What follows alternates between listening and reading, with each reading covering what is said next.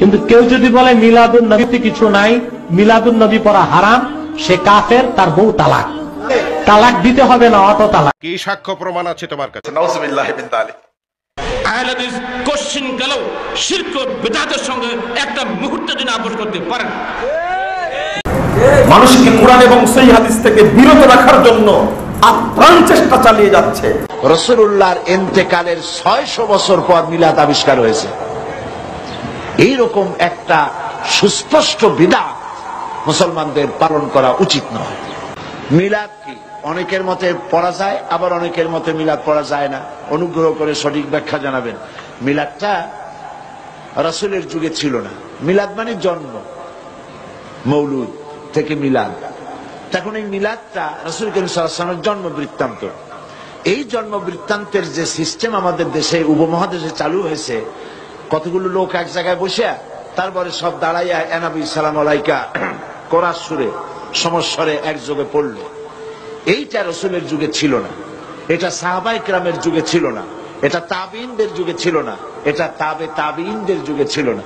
এখন আপনারা মনে করেন যে কোন জিনিসে খুব সওয়াব আছে এমন কোন জিনিসকে রাসূলুল্লাহ আমাদেরকে জানান নাই, সাহাবায়ে কেরাম আমাদের জানান নাই।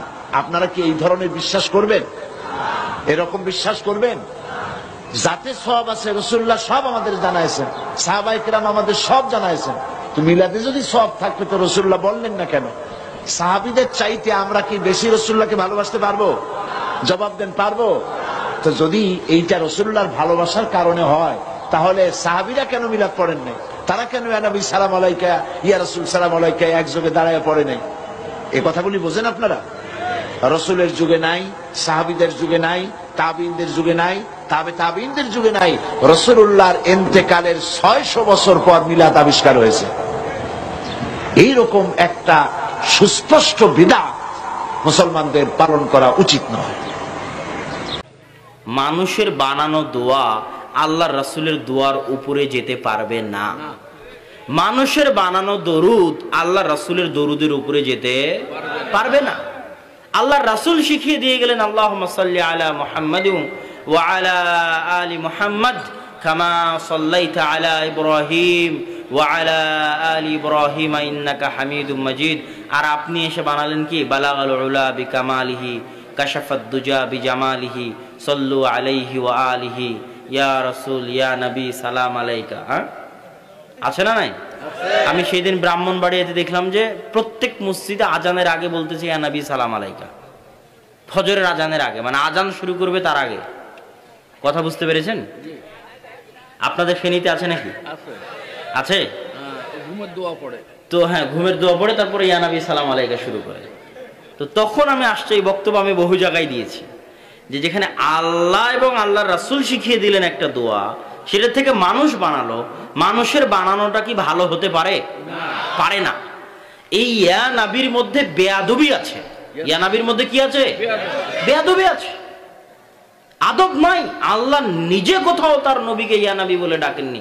সব জায়গায় বলেছেন ইয়া আইয়ুহান নবী, হে সম্মানিত নবী, হে মহিমান্বিত নবী, হে মর্যাদামণ্ডিত নবী। আপনার স্ত্রীদের বলে দিন, আপনার কন্যাদের বলে দিন।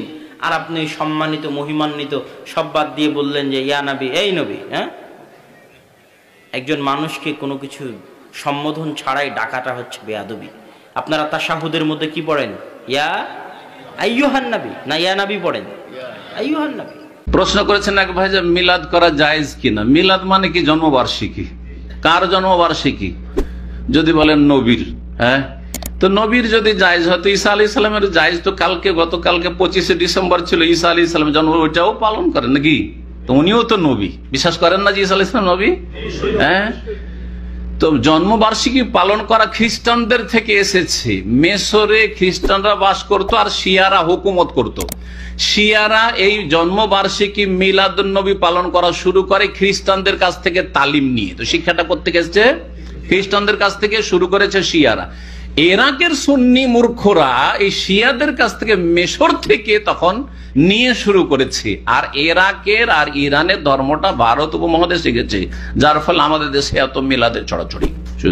জন্মবার্ষিকী পালন করা কারো জায়েজ না, নেতারও জায়েজ নয়, বাপেরও জায়েজ নয়, মায়েরও না, ছেলে মেয়েরও জায়েজ নয়। কথা হচ্ছে আজকাল অনেকে ছেলে মেয়ের কি করছে, জন্মবার্ষিকী পালন করছে, বাপ মায়ের মৃত্যু বার্ষিকী পালন করছে, বিবাহ দিবস ম্যারেজ ডে পালন করছে, সবগুলি হচ্ছে গুমরাহি, বিজাতির অনুকরণ অনুসরণ। মান তাশাব্বাহা বিকওমিন ফাহুয়া মিনহুম, তাদের দলে শামিল হতে হবে যারা এই সব কাজ করে।